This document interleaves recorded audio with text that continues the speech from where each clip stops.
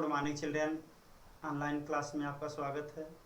बच्चों, आए आज के इस वीडियो में हम लोग परीक्षा निर्देश, कारण कि परीक्षा ये होने वाली है, इस परीक्षा में आप लोग किस तरह से लिखेंगे कि आप अच्छे से अच्छे अंकों से उत्तीर्ण हों, अच्छा मार्क्स ला सकें।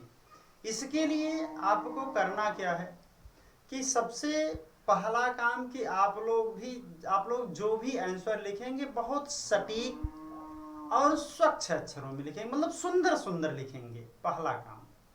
और दूसरा काम कि आप उत्तर पुस्तिका में अर्थात आंसर शीट में आप लोग कट पिट नहीं करेंगे, मतलब क्वेश्चन को काटेंगे नहीं। इतनी सावधानी पूर्वक लिखने का प्रयास कीजिए कि कहीं कट करने का चांस ही ना आए, नौबत ही ना आए कि आपको कट करना पड़े। आंसर से आप लोग व्हाइटनर का प्रयोग कदापि नहीं करेंगे, कि व्हाइटनर का प्रयोग आपको नहीं करना है। और जहां तक हो सके आप लोग ओवर राइटिंग से बचिए, कि कॉपी में ओवर राइटिंग ना करना पड़े। इससे आप लोग बचेंगे। पहला काम कि ओवर राइटिंग नहीं करेंगे, और दूसरा कि आप लोग व्हाइटनर का उपयोग नहीं करेंगे, व्हाइटनर का प्रयोग आप नहीं करेंगे। आपकी जो कॉपी है वह बहुत सुंदर अक्षरों में लिखा जाना चाहिए, सुंदर अक्षर हो, और विशेष रूप से मात्राओं की गलती ना हो। ये चीज प्रयास करेंगे कि मात्राओं की गलती पर भी आपके नंबर काट लिए जाएंगे। ऐसा है तो आप लोग गलती किसी भी कीमत पर आंसर शीट में नहीं करेंगे। राइटिंग आपकी कैसी होगी? स्वच्छ होगी, एकदम सुंदर सुंदर लिखेंगे। उसके बाद व्हाइटनर का प्रयोग नहीं करेंगे, और कॉपी में ओवर राइटिंग भी नहीं करेंगे। आप जो भी परीक्षा देंगे, एग्जाम किट आपको मिला हुआ, उससे जिस डेट के हिसाब से निर्धारित जो किया गया सब्जेक्ट, आप अपने पेरेंट्स से कहिए, अपने अभिभावक से कहिए कि हम परीक्षा की कॉपी लिखने के लिए जा रहे हैं, आप हमारे पास बैठिए। आप जो भी परीक्षा देंगे, जो भी कॉपी लिखेंगे, उसमें आपके पास आपके पेरेंट्स अवश्य होंगे। उसके बाद परीक्षा की कॉपी लिखते समय, उसे आपको ये एग्जाम देते समय आपके पास में ना तो कोई टेक्स्ट बुक होगा और ना तो कोई कॉपी होगी। टेक्स्ट बुक और कॉपी दोनों में कुछ भी नहीं आपके पास होगा। आपके पास होगा क्या? केवल क्वेश्चन पेपर, आंसर शीट और कॉपी पेन। आंसर शीट, उसके बाद में कलम हुआ, जो भी मतलब सहायक है सामग्री परीक्षा के लिए, आप उसका प्रयोग करेंगे। कॉपी और बुक कुछ भी आपके पास उस समय नहीं होगा। अब उसके बाद आप ध्यान क्या देंगे बच्चों कि आप निर्धारित समय में पूर्ण हो। जो भी समय पेपर में निर्धारित किया गया है, 2.5 घंटा 2 घंटा, जो भी मतलब में निर्धारित किया गया है बच्चों, तो वो कॉपी आप उतने ही देर में लिखेंगे। आप जब पेपर निकालते हैं तो पेपर निकालने के बाद आप उसको पहले समय में निर्धारित कर दीजिए, डिवाइड कर दीजिए कि हमको किस क्वेश्चन पर कितना समय देना है। आप उस हिसाब से अगर लिखते हैं तो आपके क्वेश्चन आंसर नहीं, क्वेश्चन किसी भी कीमत पर नहीं छूटने पाएंगे। और एक प्रयास रहे, सतत प्रयास रहे कि किसी भी कीमत पर क्वेश्चन नहीं छूटना चाहिए। जितना क्वेश्चन दिया गया है सभी क्वेश्चन आप लोग सॉल्व करेंगे, और उसका उत्तर जो लिखेंगे बहुत सटीक लिखेंगे। ऐसा नहीं कि नहीं आ रहा है तो इधर उधर आप बहुत इधर उधर की बातें लिखिए, उससे कोई फर्क नहीं पड़ेगा। आप जो भी लिखेंगे सटीक लिखेंगे, किसी भी स्थिति में आप लोग प्रश्न को नहीं छोड़ेंगे। जितना दिया गया है सभी प्रश्न करेंगे। आपको जो कॉपी मिली हुई है, परीक्षा किट में जो कॉपी दिया गया है, उसमें एक कॉलम बना हुआ है, पिता का नाम, कक्षा, वर्ग, विषय, दिनांक इत्यादि जो भी दिया गया हो, वो चीज आप पूरी सावधानी के तरह फील करेंगे, पूरी सावधानी से उसको फील करेंगे कि उसमें कोई भी मिस्टेक नहीं होना चाहिए। जो भी फिल करने के लिए आपको ऊपर दिया गया उसको आप बहुत ही सावधानी के साथ फिल करेंगे, उसमें किसी भी कीमत पर मिस्टेक आपका नहीं होना चाहिए। उसके बाद आपको एक बी कॉपी भी दिया गया है। अब जैसे आप मान लीजिए ए कॉपी लिख रहे हैं, ए कॉपी आपकी फेल हो गई, आपके क्वेश्चन आंसर बचे हुए हैं, बी कॉपी आपने लिया, बी कॉपी भी फेल हो गई। आपको सी कॉपी लेना है तो सी कॉपी आप ए कॉपी पर पहले, ए कॉपी आपकी वही है, जब भी अगर आप लिखते हैं तो ऐसे कर देंगे ए प्लस, अगर बी में भी पूरा नहीं होता है तो आप क्या लिखेंगे, सी। सबसे पहली कॉपी आपकी क्या है जिस पर आप लोग रोल नंबर, नाम इत्यादि पहले जो छपा छपाया आपको मिला है। बी कॉपी, सी कॉपी, मतलब जो भी आपको आवश्यकता होगी उस हिसाब से पेज पर आप लोग ऐसे लिखेंगे और उस कॉपी पर लिखेंगे बी कॉपी है, सी कॉपी है, कौन सी कॉपी है। उसके बाद आप जो भी परीक्षा देंगे अपने माता पिता के निर्देशन में देंगे, उनके सानिध्य में देंगे, उनके समीप में देंगे। परीक्षा जो है आप निर्धारित समय में पूरा करेंगे।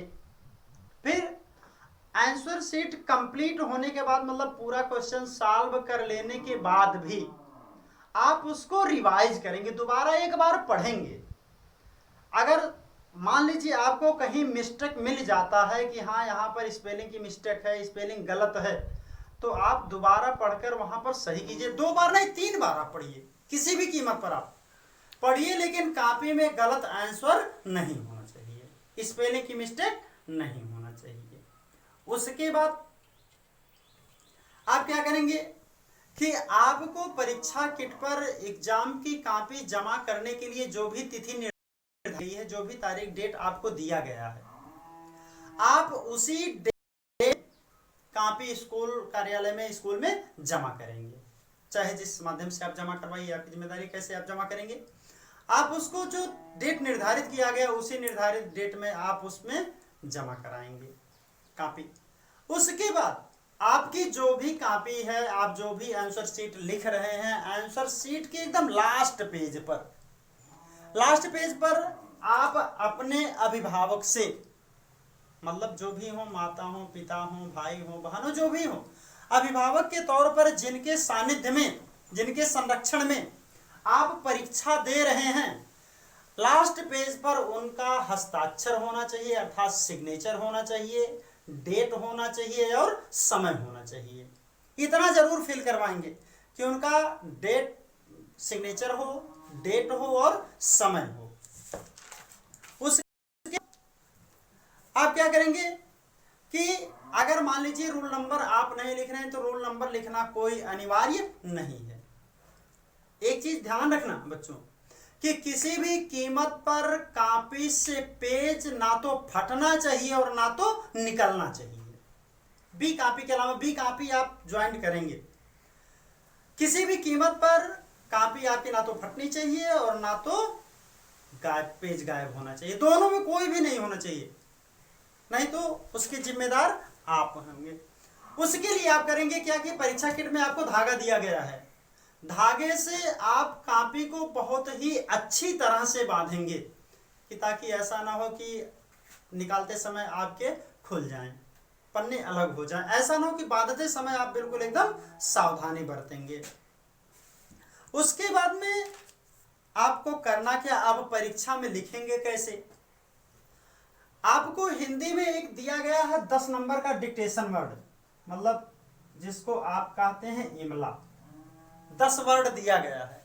तो आप सबसे पहले क्या करेंगे कि एक बी कॉपी निकालेंगे और बी कॉपी पर अपना नाम लिखेंगे, कक्षा लिखेंगे, एक किनारे पर कक्षा लिखेंगे, दिनांक लिखेंगे और यहां पर लिखेंगे आप डिक्टेशन वर्ड या इमला लिखेंगे कहेंगे। और उसके लिए आप अपने पेरेंट्स से कहेंगे, अपने माता पिता से कहेंगे कि इसमें जो डिक्टेशन वर्ड दिया गया है आप उसको बोलिए और आप उसे केवल सुनकर लिखेंगे। 10 शब्द है और हर एक शब्द जो जिस क्रम में पेपर में आपको दिए गए हैं उसी क्रम में आप लिखेंगे। ऐसा नहीं कि पहले पहला लिखिए, उसके बाद में तीसरा लिखिए, फिर पांचवा लिखिए, फिर आठवां लिखिए, फिर चौथा लिखिए, फिर दूसरा लिखिए, ऐसा नहीं। जब भी आप लिखेंगे तो जिस सीरियल में आपको पेपर में दिया गया है डिक्टेशन वर्ड, उसी सीरियल में आप लोग लिखेंगे। एक चीज ध्यान देना कि उसी सीरियल में आप लोग लिखेंगे। और बोलने के लिए आप किसी को बैठाएंगे, चाहे मम्मी को बैठाइए चाहे पापा को, XYZ आप बैठाइएगा और बोलेंगे, आप लोग लिखिएगा। आप अपने पास से उनको जब तक कि आपकी परीक्षा संपन्न ना हो जाए, आपके परीक्षा पेपर समाप्त ना हो जाए, तब तक अपने अभिभावक को अपने पास से हिलने नहीं देंगे। उनको वहीं पर बैठाइए रहिए। अगर कहीं जाते में जबरदस्ती पकड़ कर बैठाइए कि आपको कहीं नहीं जाना है, हम परीक्षा दे रहे हैं। आज इस समय हमारे एग्जामिनर आप हैं। आप अपने मम्मी पापा से कहिए आप हमारे एग्जामिनर हैं, आप हमारे पास बैठिए और हमको नकल मत करने दीजिए। तो आप अभिभावक को, पेरेंट्स को बैठाएंगे, वो बोलेंगे, आप डिक्टेशन वर्ड लिखेंगे। उसके बाद अब आप चले आएंगे ए कॉपी में। बी कॉपी में आप एक में यही करेंगे, पहले डिक्टेशन वर्ड 10 जो आपके दिए गए हैं वो लिखेंगे। उसके बाद में ए कॉपी जब आप पहले फिल कर लेंगे, फिल करने के बाद चेक कर लेंगे, चेक करने के बाद तब लिखना शुरू कीजिएगा। और एक सीरियल से, जैसे पहले मान लीजिए दिया गया है वर्ड मीनिंग, तो वर्ड मीनिंग आप लिखिएगा। हाँ, एक चीज आपको छूट दिया जा रहा है कि जो क्वेश्चन जो है, क्वेश्चन आंसर में आप क्वेश्चन नहीं लिखेंगे तब भी चलेगा। हम जानते हैं कि समय आपको कम पड़ जाएगा लिखने के लिए, हो सकता है, वैसे समय में आप संपन्न कर ले जाएंगे, दिक्कत नहीं होगी। लेकिन अगर मान लीजिए आपको समय बचाने के लिए हम इतना आपसे सहूलियत कर सकते हैं कि आप क्वेश्चन आंसर जो है, मात्र क्वेश्चन आंसर आप लोग केवल आंसर लिख देंगे तो चल जाएगा। आंसर केवल लिखिएगा, लेकिन आंसर नंबर होना चाहिए। जैसे आप यहीं पर लिखेंगे प्रश्नोत्तर 2। अब अगर उसमें खंड में डिवाइड है, का खा में डिवाइड है, तो आप ऐसे लिखेंगे प्रश्नोत्तर 2 का। अगर डिवाइड है खंड में तो, अगर खंड में डिवाइड नहीं है तो 3, 4, 5 ऐसे लिखते हैं आप लोग चले जाएंगे। उसके बाद में एक्सरसाइज के क्वेश्चन आंसर एक्सरसाइज है। एक्सरसाइज में आप लोग क्वेश्चन वहां पर डालेंगे, लिखना है, आपको वहां पर छूट नहीं मिलेगी। वो चीज एक्सरसाइज का आप लोगों को लिखना है। आप लोग कहेंगे क्या कि हिंदी में जो निबंध और एप्लीकेशन लिखने के लिए दिया गया है, वो चीज सबसे लास्ट के लिए रखिएगा। सबसे लास्ट में आप उसको लिखेंगे क्वेश्चन आंसर, नहीं एसे और लेटर, मतलब प्रार्थना पत्र और निबंध। अब आशा में आप एक चीज और कीजिएगा बच्चों कि जैसे मान लीजिए आपका कोई क्वेश्चन आप लिख रहे हैं, उसका आंसर हो, आंसर आपका कंप्लीट हो गया, क्वेश्चन आंसर है कंप्लीट हो गया, तो वहां पर आप इसको अंडरलाइन ऐसे कीजिएगा, ब्लैक स्केच होगा या ब्लैक पेन होगा, वहीं पर आप एक लाइन खींच दीजिएगा ताकि ये क्लियर हो जाए कि आंसर यहीं तक जो है कंप्लीट हो चुका। अगर मान लीजिए सपोज दैट आप कोई क्वेश्चन आंसर लिख रहे हैं और लिखने के बाद आपका वो कंप्लीट, आप समझे कि हमारा आंसर कंप्लीट हो गया, और आप दूसरा क्वेश्चन लिखते लिखते चले गए, पेपर लास्ट कर दिया, और बाद में जब आप रिवाइज में पढ़ना शुरू किए तो आपको आया कि इस क्वेश्चन के आंसर में और कुछ है और लिखना चाहिए। तो उसके लिए हम इतना सहूलियत दे रहे हैं कि आप सबसे आप ऐसे लिख देंगे उत्तर